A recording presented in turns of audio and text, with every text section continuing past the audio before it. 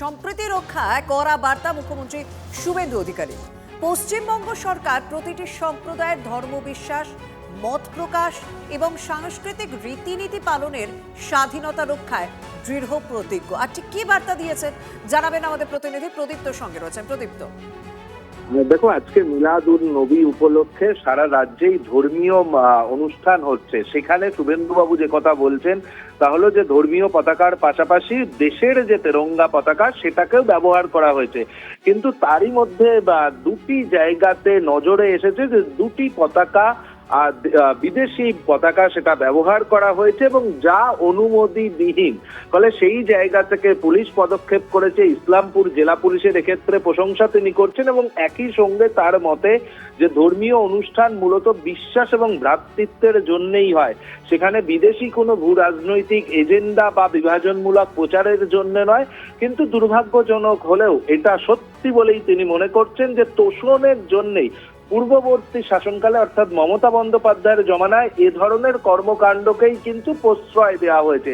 একই সঙ্গে তার বক্তব্য যে সামাজিক যে সম্প্রীতি নষ্ট করার ক্ষেত্রে যদি কোনো চেষ্টা হয় বা ধর্মীয় অনুষ্ঠানকে ব্যবহার করে রাজনৈতিক প্রচারের হাতিয়ার করা হয় তাহলে তার বিরুদ্ধে তাদের সরকার কিন্তু আপোষহীন অবস্থান নিচ্ছে, এটাও তিনি স্পষ্ট করে দিচ্ছেন। এবং একই সঙ্গে তার মতে যে রাজ্যের বিভিন্ন প্রান্তেই মানুষজন তার ধর্মীয় বিশ্বাস থেকে তারা তাদের নিজেদের অনুষ্ঠান করতে পারবে এবং সেক্ষেত্রে রাজ্য সরকার পাশে থাকবে। কিন্তু কোনোভাবেই সেটাকে যদি রাজনৈতিক কারণে ব্যবহার করা হয় তাহলে সেক্ষেত্রে রাজ্য সরকার কঠোর ব্যবস্থা নেবে। এবং আজকের যে অনুষ্ঠান গোটা রাজ্যে হয়েছে সেখানে সুষ্ঠুভাবে হওয়ার জন্য তিনি পশ্চিমবঙ্গ পুলিশ, কলকাতা পুলিশ এবং একেবারে তৃণমূল স্তরে যারা কাজ করেছেন তাদেরকে ধন্যবাদও জানিয়েছেন। ধন্যবাদ। বাস টার্মিনাস না রান্নাঘর, কোথাও কয়লার আছে রান্না চলছে, কোথাও গ্যাসে। বিপদ আরো আছে টার্মিনাসের দোতলা ও তিনতলায়, যেখানে সেখানে পড়ে ইলেকট্রিকের তার। আগুন লাগলে বেরোনোর পথ নেই। তারাপীঠ, মির্জা গালিব স্ট্রিট, আন্দুলের পর আরামবাগে বাড়ছে দুশ্চিন্তা। মুখ্যমন্ত্রীর নির্দেশে কমপ্লেক্স পরিদর্শনে বিধায়করা। দেখুন, দোকানের টেস্টার নিয়ে ব্যবসা করতে হয় আমাদের। কারণটা হচ্ছে একদিন আমার এই শাটার বসে আছি, এইটা পর্যন্ত বডি হয়ে গেছে। কেউ রান্না চাপিয়েছেন, কারো দোকানের সামনে একটার পর একটা সিলিন্ডার। বাজারের মধ্যে ইলেকট্রিকের তারের জঙ্গল। কোনটা কার মিটার, কোথা থেকে লাইন বোঝবার উপায় নেই। এখানেই আবার ফ্লেক্স, রং, ছাপাখানার কাগজ, কাপড়, জুতোর মতো দাহ্য পদার্থের গুদাম। অথচ আগুন নেভানোর ব্যবস্থাই নেই। আরামবাগ বাস টার্মিনাসের বহুতলের অবস্থা এমনই বিপজ্জনক। অগ্নিকাণ্ড থেকে শিক্ষা নেয়নি আরামবাগ। যদি ভয়াবহ অগ্নিকাণ্ড ঘটে তাহলে হয়তো এই মার্কেট থেকে ব্যবসায়ীদের সঙ্গে সঙ্গে সাধারণ মানুষজন যারা কেনাকাটা করতে আসে তারাও কিন্তু বেরোতে পারবে না। রাজ্যে একের পর এক অগ্নিকাণ্ডের পরও পরিস্থিতি সে অর্থে বদলায়নি আরামবাগের বাস টার্মিনাসে। এখান থেকে দক্ষিণবঙ্গের 6টি জেলায় রোজ প্রায় 600টি বাস যাতায়াত করে। সারাদিন হাজার হাজার যাত্রী ও মানুষের ভিড় লেগে থাকে মার্কেট কমপ্লেক্সে। বিপদ যখন তখন হতে পারে, আশঙ্কা ব্যবসায়ীদের। কিছু অগ্নিকাণ্ড ঘটে যায় এর ভেতরে, ধরুন মার্কেটে, ধরুন আমার এখানেই হলো, মানে ওরা যোগাযোগই করতে পারবে না, আমার সাথে পারবেই না। যদি এখানে আগুন ধরে, আমার মনে হয় যা ইলেকট্রিকের অবস্থা, তো ফায়ার ব্রিগেড আসার আগে হয়তো এখানে কিছু থাকবে না। ব্যবসায়ীদের মতো আতঙ্কে স্থানীয় বাসিন্দা থেকে নিত্যযাত্রীরা। 3টে তলাতে যৌতুকগৃহ হয়ে রয়েছে।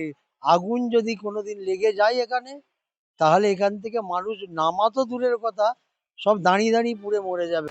বহুতলের মাঝে একটি ফাঁকা প্যাসেজ ও সিঁড়ি ছিল, সেটা ভেঙে আরামবাগ পুরসভা সুফল বাংলার স্টল করেছে। ফলে আগুন লাগলে পালানোর পথও নেই। আমরা দেখেছি এটা আগে খোলা ছিল ওপেন, এখান থেকে জনগণ যাতায়াত করতো, ভিতরে বাস স্ট্যান্ডে যাতায়াতের রাস্তা ছিল। এখন তো এখানে একটা দোকান করে দিয়েছে সুফল বাংলা স্টল, তাও তো বন্ধ হয়ে পড়ে আছে। মুখ্যমন্ত্রীর নির্দেশে মার্কেট কমপ্লেক্সে যান এলাকার বিজেপি বিধায়করা। কোথায় গলদ তার খোঁজ নেন। নোটিশ করিয়ে এটা পুরোটা একবার ভিজিটের জন্য একটা জয়েন্ট ভিজিট ব্যবস্থা করাচ্ছি। বাকি যে যে জায়গাগুলো সমস্যা আছে সেই জায়গাগুলোকে কিভাবে এটাকে মিনিমাইজ করা যায় সেই চেষ্টা হবে। রোজ হাজার হাজার মানুষ বাস ধরতে আসেন এখানে। কেউ কেউ বাজার করতে যান। যৌতুক গৃহে এভাবে আর কতদিন, প্রশ্ন অনেকের। আরামবাগ থেকে তন্ময় বৈরাগীর রিপোর্ট, টিভি9 বাংলা।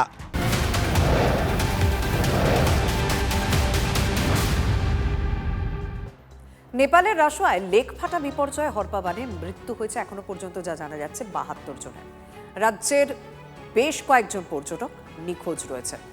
ভারতীয় দূতাবাসের পাশাপাশি কন্ট্রোল রুম চালু করেছে রাজ্য সরকার। লালবাজারের তরফ থেকে একটা হেল্পলাইন নাম্বার চালু করা হয়েছে। হেল্পলাইন নাম্বারগুলি হলো 033-247-93311। আরও একটি নাম্বার চালু করা হয়েছে, হেল্পলাইন নাম্বার 9147-890-181। কারণ এ রাজ্যের একাধিক ট্রাভেল যে সংস্থা রয়েছে সেই সংস্থার একাধিক মানুষের সঙ্গে যোগাযোগ করা যাচ্ছে না, কারণ তারা এ রাজ্য থেকে পর্যটক নিয়ে নেপালে গিয়েছিলেন, যাদের মধ্যে কেউ মানস সরোবরের উদ্দেশ্যে রওনা দিচ্ছিলেন, কেউ কেউ কৈলাসের উদ্দেশ্যে রওনা দিচ্ছিলেন। কেন্দ্রীয় মন্ত্রী সুকান্ত মজুমদারের নামে অশালীন মন্তব্য গঙ্গারামপুরের বিধায়ককে শোকজ করেছে রাজ্য বিজেপি। সঙ্গে রয়েছেন প্রতিনিধি প্রদীপ্ত। স্বাভাবিকভাবে আর কি পদক্ষেপ নেওয়া হয়েছে, এটি কি ঘটনাটা ঘটেছে জানতে চাইব। 7 দিনের মধ্যে এই শোকজের জবাব দিতে বলা হয়েছে গঙ্গারামপুরের বিধায়ক সত্যেন রায়কে, যিনি দীর্ঘদিনের রাজনীতিবিদ এবং বিজেপির হয়েই তিনি দুবারের বিধায়ক, তার আগে একসময় তৃণমূল কংগ্রেসের বিধায়ক ছিলেন। তিনি দিন কয়েক আগে একটি ফেসবুক লাইভ করেন এবং যেখানে তিনি বলেন যে তার দলের কয়েকজন নেতা তথা মন্ত্রীর সঙ্গে ক্ষমতাচ্যুত তৃণমূল কংগ্রেসের কয়েকজন নেতার মাখো সম্পর্ক এবং ভালো তৃণমূলের নেতারা বিজেপিতে ঢুকে ক্ষতি করছে, এহেন মন্তব্য তিনি করেন। এবং তারপরেই দেখা যাচ্ছে যে বিজেপির তরফে বলা হয়েছে যে এই মন্তব্য লজ্জাজনক এবং যা সংবিধান বিরোধী এবং দলের সংবিধান বিরোধী। ফলে এই কাজের জন্য এবং অনৈতিক এই কাজের জন্য তার কাছ থেকে তার এই আচরণের জন্য দল বক্তব্য জানতে চাইছে, তার জন্য 7 দিন তাকে সময় দেওয়া হচ্ছে এবং সেই শোকজের উত্তর আসার পরই পরবর্তী পদক্ষেপ তারা করবেন বলেই স্থির করেছেন, অন্তত বিজেপি সূত্রে তেমনটাই জানা যাচ্ছে। এবং এক্ষেত্রে শৃঙ্খলা রক্ষা কমিটির প্রধান প্রতাপ বন্দ্যোপাধ্যায় তিনি চিঠিটি পাঠিয়েছেন গঙ্গারামপুরের বিধায়ক, তিনি অশালীন মন্তব্য করেছিলেন বিজেপির রাজ্যের প্রাক্তন সভাপতির বিরুদ্ধে এবং স্বাভাবিকভাবেই রাজ্য বিজেপির পক্ষ থেকে তাকে শোকজ করা হলো।